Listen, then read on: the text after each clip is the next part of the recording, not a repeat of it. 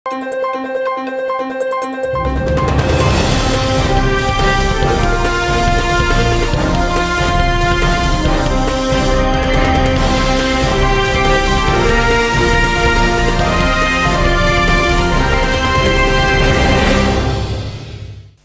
శివాబీ news కు స్వాగతం. నా పేరు శైలజ. ఈనాటి వార్తల్లోని ముఖ్యాంశాలు.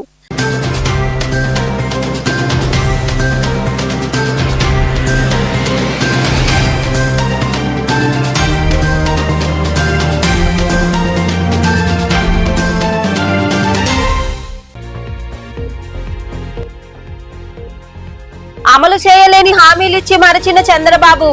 మనుబోలులో నిర్వహించిన చంద్రబాబు వెన్నుపోటుకు 2 ఏళ్లు కార్యక్రమంలో పాల్గొని గోడ పత్రికలు ఆవిష్కరించిన అనంతరం మాట్లాడిన వైకాపా నాయకులు.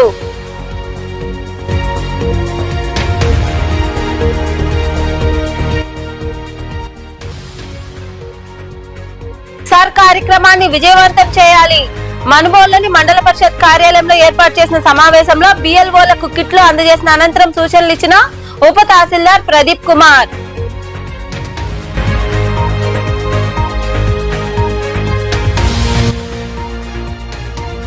ఘనంగా ఎమ్మెల్యే సునీల్ కుమార్ జన్మదిన వేడుకలు. చిలకూరు మండలం రట్టపల్లి, తమ్మినపట్నం గ్రామాల్లో నిర్వహించిన వేడుకల్లో పాల్గొని కేక్ కట్ చేసి సంబరాలు జరుపుకున్న టీడీపీ నాయకులు, కార్యకర్తలు.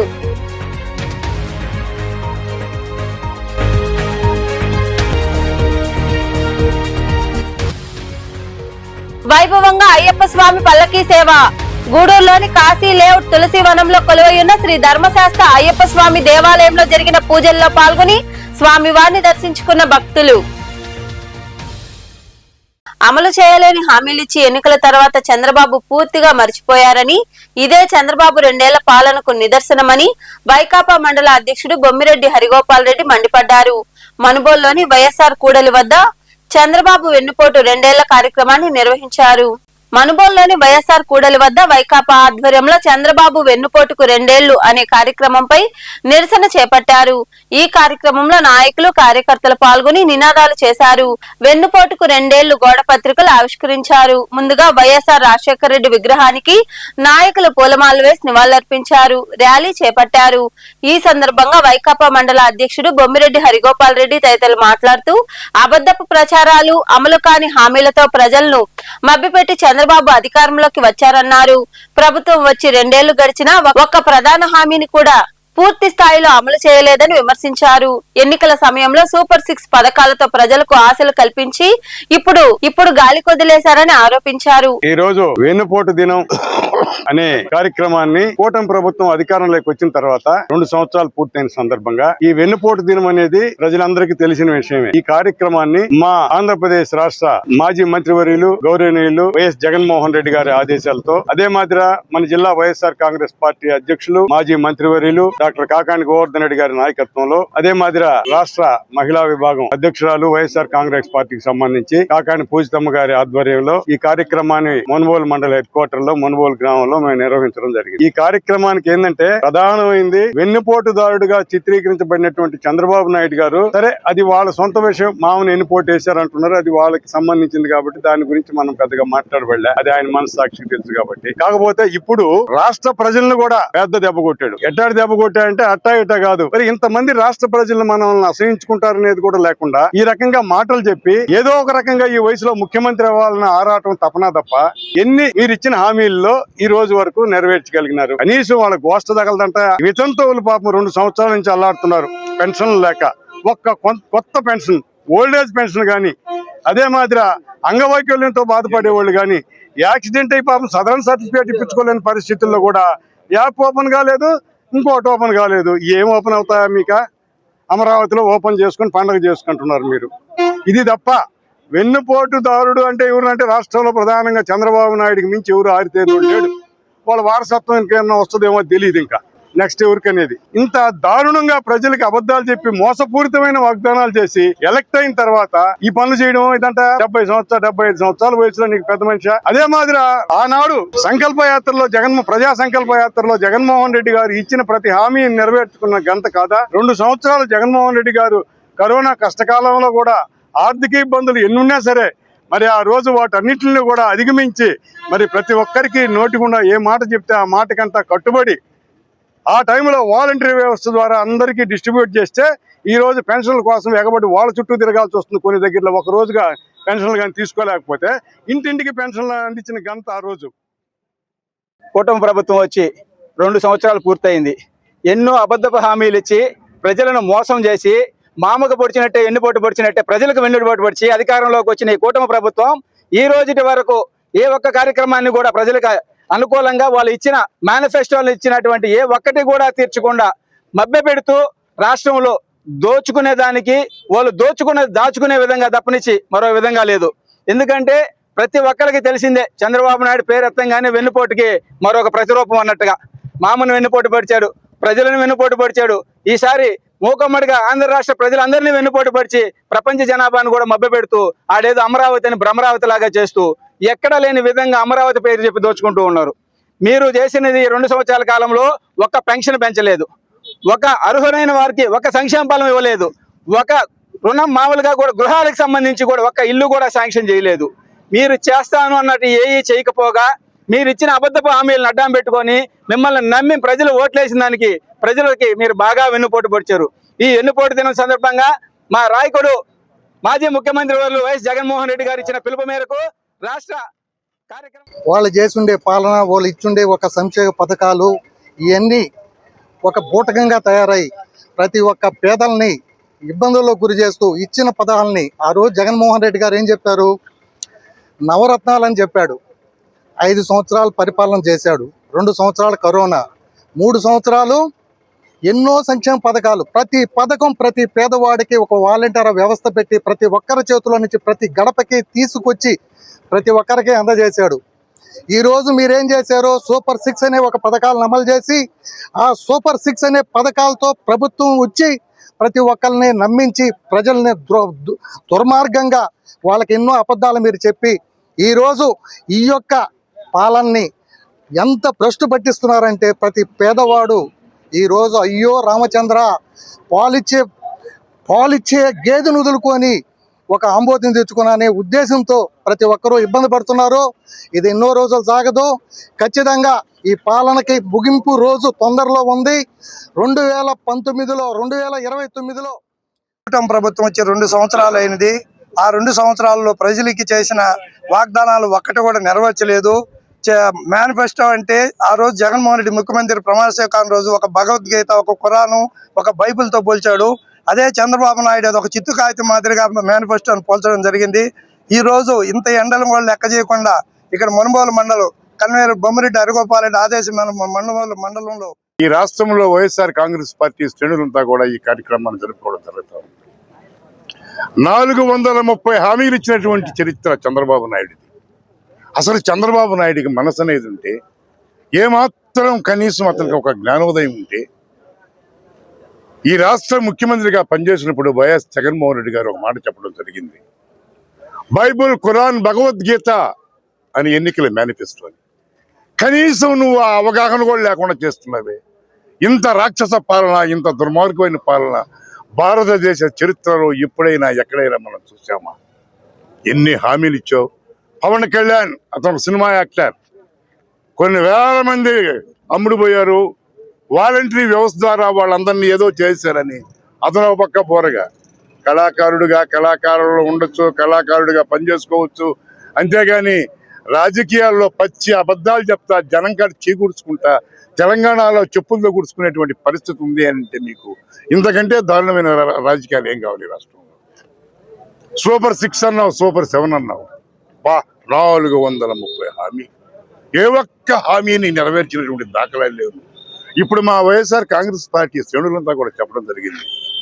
ఆడబిడ్డ నిధి దగ్గర నుంచి ప్రతి ఒక్కటి, ఆఖరికి రాజీవ్ ఆరోగ్యశ్రీ అనే దాన్ని కూడా దివంగత నేత మాజీ ముఖ్యమంత్రి డాక్టర్ వైఎస్ రాజశేఖర రెడ్డి గారి మహానుభావుడు ఆ రోజు ఆరోగ్యశ్రీ కార్యక్రమాలు పెడితే దాని మీద ఎంతో మంది బతికి ఇవాళ్ళకి ఆయన దేవుడిగా ఇళ్లలో పటాలు పెట్టుకొని పూజ చేసుకునే పరిస్థితులు ఉన్నాయి. అయితే మీకు ఏమీ లేదు, అసలు ఒక పథకం అనేది లేదు నీకు. అందుకని ఈ రాష్ట్రంలో ఇకనైనా సిగ్గిడిసి ప్రజలకి ఏం చేశారు, ఏం చేయలేదనే దాన్ని తెలియపరచడానికి చాలా ముఖ్యమైనటువంటి కార్యక్రమం ఇది. అదే జగన్మోహన్ రెడ్డి గారు కరోనా 2 సంవత్సరాలు ఉన్నా కానీ చెప్పిన ప్రతి పథకాన్ని పరిపాలనలోకి వచ్చినటువంటి ప్రతి రోజు నుంచి అందించినటువంటి ఘనత వైఎస్ జగన్మోహన్ రెడ్డి గారిది. అదేవిధంగా తిరిగి మళ్ళీ ఆయన అధికారంలోకి వచ్చి ఉంటే ఏ పథకాన్ని ఆపకుండా దిగ్విజయంగా ప్రజలకి పరిపాలన అందించుండేటటువంటి పరిస్థితులు ఉండేవి. అయితే కూటమి ప్రభుత్వం అధికారంలోకి వచ్చిందంటే ఈరోజు అందరూ చెప్పుకునేటటువంటి విషయమే. టీవీల్లో ఈరోజు మేధావులు కూడా చెప్తా ఉన్నారు.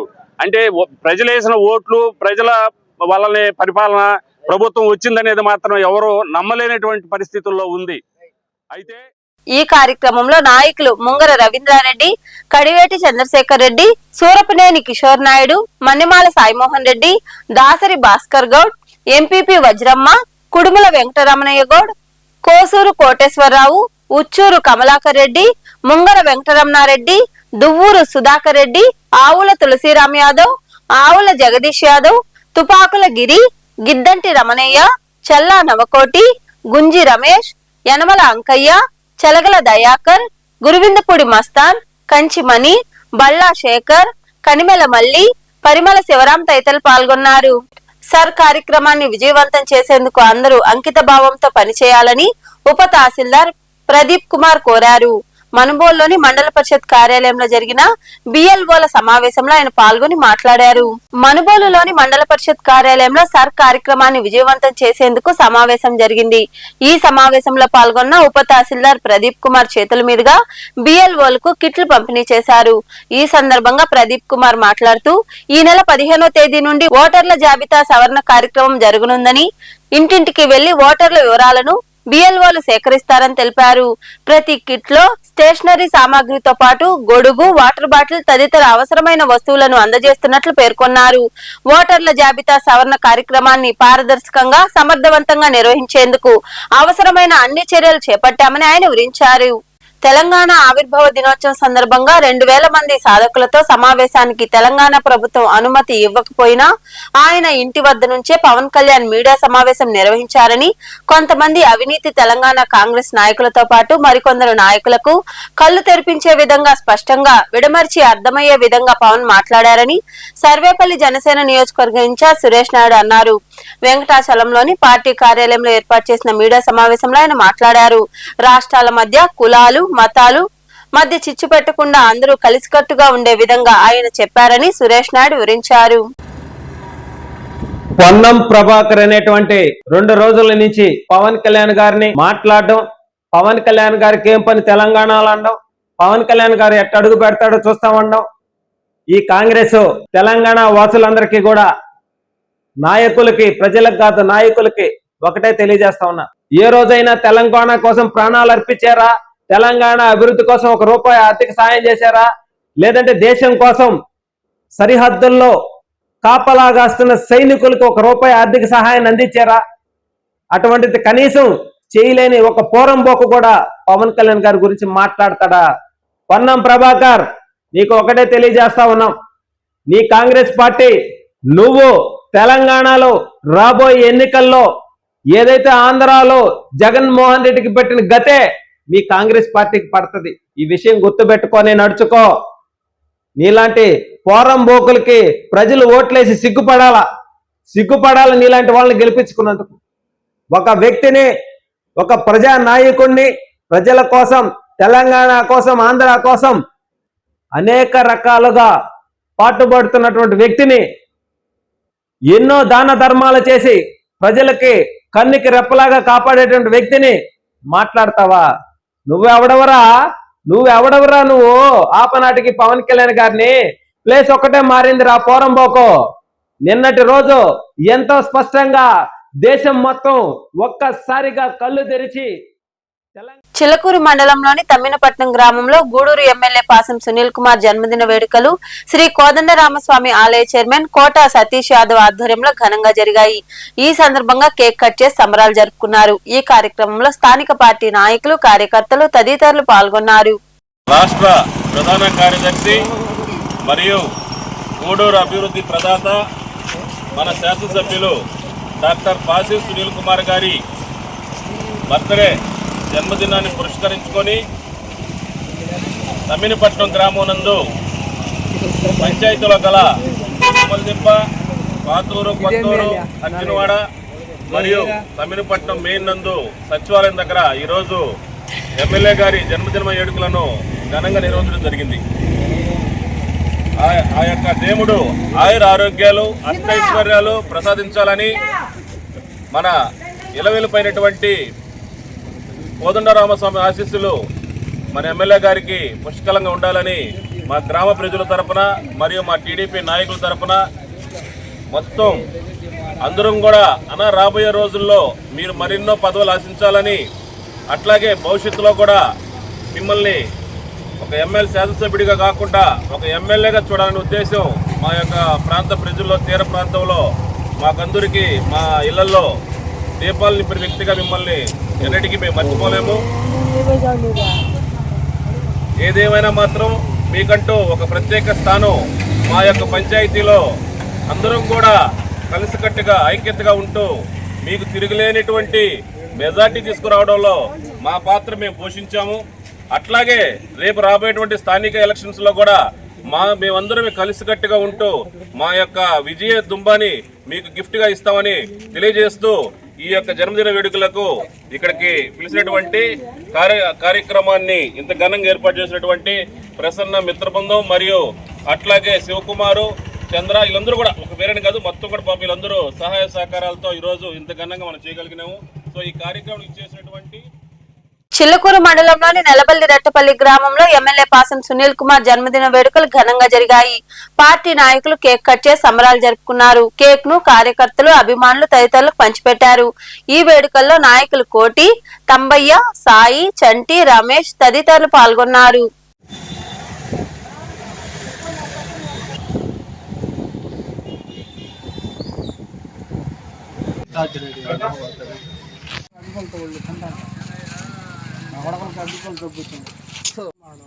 Ready. Telugu Desam party birthday celebration చేస్తున్నాడు. దానివల్ల మేము సాయి కుమార్ గారు, మళ్ళీ కోటయ్య గారు ఈ విధంగా ఎన్నోసార్లు చేసినారు. దానికి ప్రోత్సాహకంగా కండిపల్లి తమ్మయ్య గారు కూడా ఉన్నారు. ఈ విధంగా సునీల్ గారు ఇంకా అత్యున్నత పదవులు అనుభవించాలని, ఇంకా ముఖ్యంగా మంత్రిగా కావాలని మా మళ్ళీ కోటయ్య గారు, సాయి కుమార్ గారు, తమ్మయ్య గారు కోరుకుంటున్నారు. దీనికి ప్రోత్సాహం వెనక నుంచి సపోర్టు సూలూరు చంటి గారు ఇస్తున్నారు. దీనికి మేము చాలా సంతోషిస్తున్నాం తెలుగుదేశం కార్యకర్తలుగా.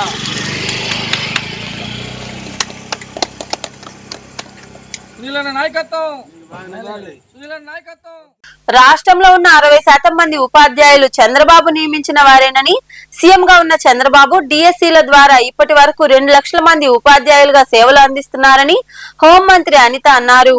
విజయవాడలో ఏర్పాటు చేసిన సమావేశంలో ఆమె మాట్లాడారు.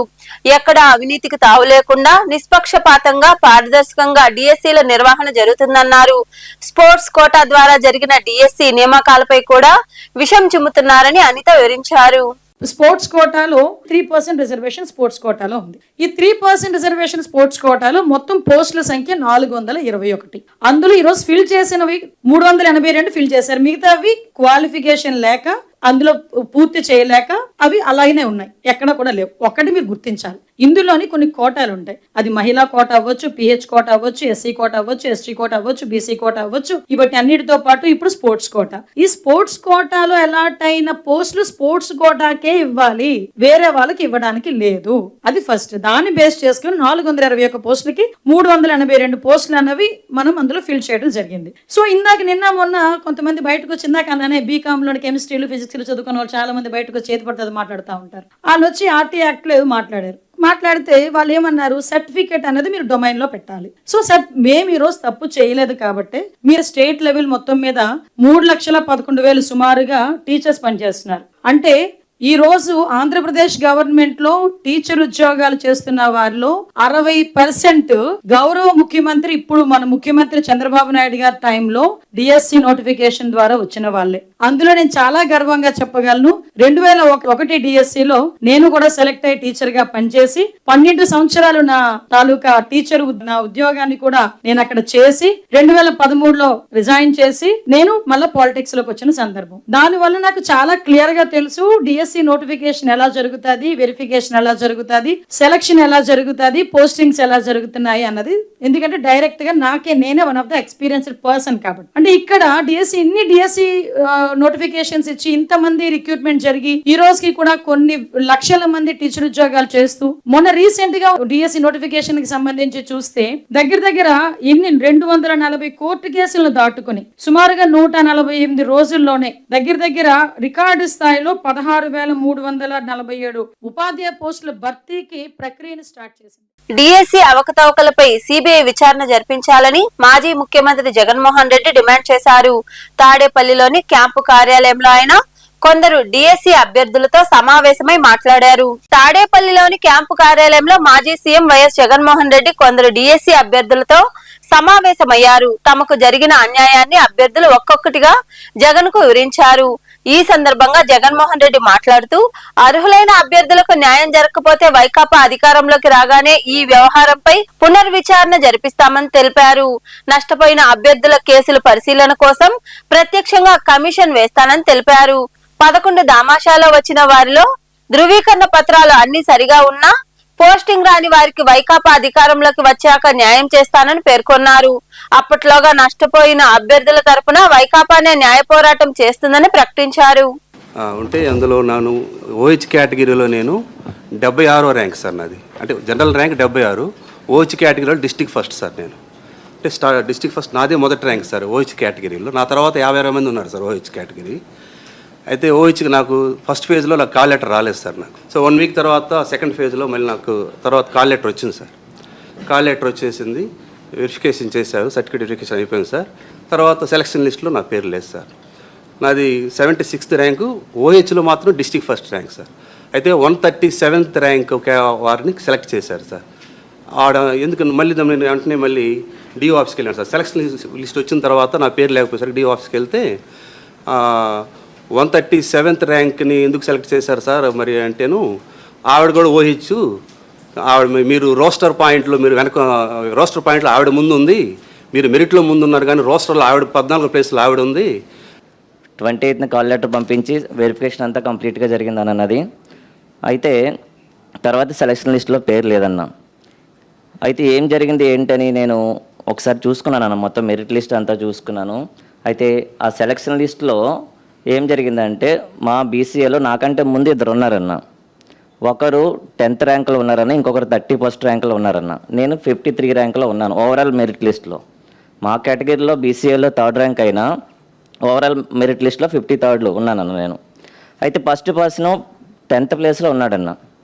కానీ మనకి ఇక్కడ బీసీఏలో ఓవరాల్గా తీసుకుంటే 21 ఓపెన్ పోస్టులు ఉన్నాయన్న. జనరల్గా 21 మందిని ఫిల్ చేయాలి. మరి 10వ ర్యాంక్ వచ్చినటువంటి పర్సన్ని ఎక్కడ ఫిల్ చేయాలన్నా, ఓపెన్లో తీసుకెళ్ళి ఫిల్ చేయాలి. అప్పుడు నేను 2nd ప్లేస్కి వస్తానన్నా. సో నార్మల్గా నా 2nd ప్లేస్లో నేను ఫిల్ అవ్వాలి.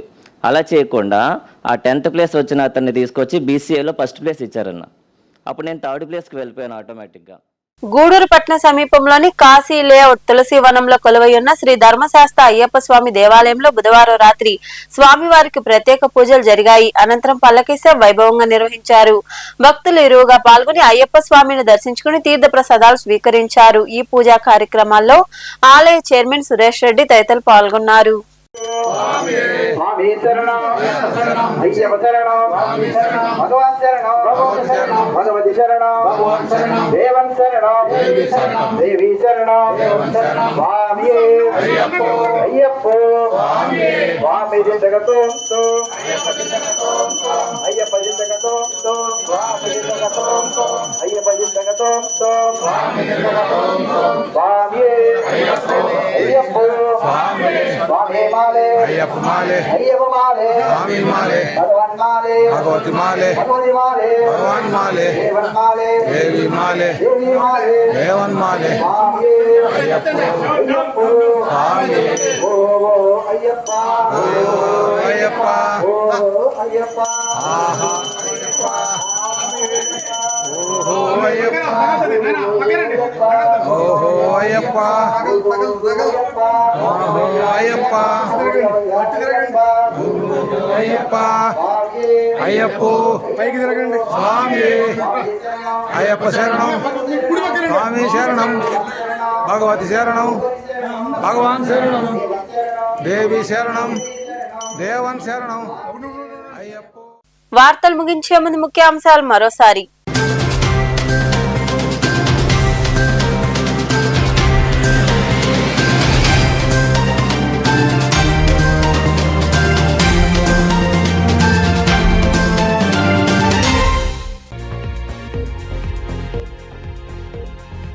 అమలు చేయలేని హామీలిచ్చి మరచిన చంద్రబాబు. మనుబోలులో నిర్వహించిన చంద్రబాబు వెన్నుపోటుకు 2 ఏళ్లు కార్యక్రమంలో పాల్గొని గోడ పత్రికలు ఆవిష్కరించిన అనంతరం మాట్లాడిన వైకాపా నాయకులు.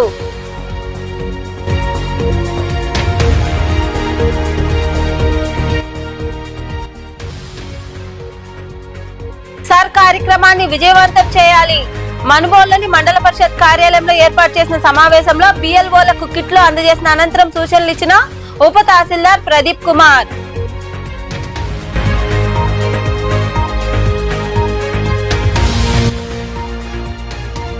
ఘనంగా ఎమ్మెల్యే సునీల్ కుమార్ జన్మదిన వేడుకలు.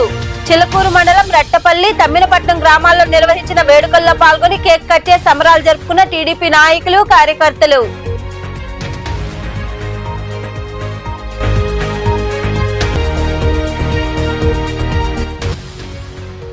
వైభవంగా అయ్యప్ప స్వామి పల్లకీ సేవ. గూడూరులోని కాశీ లేఅవుట్ తులసి వనంలో కొలువైయున్న శ్రీ ధర్మశాస్త్ర అయ్యప్ప స్వామి దేవాలయంలో జరిగిన పూజల్లో పాల్గొని స్వామివారిని దర్శించుకున్న భక్తులు. ఈ వార్తలు ఇంతటితో సమాప్తం. తిరిగి ప్రసారమయ్యే శివాబీ న్యూస్ లో మళ్ళీ కలుసుకుందాం. అంతవరకు సెలవు, నమస్తే.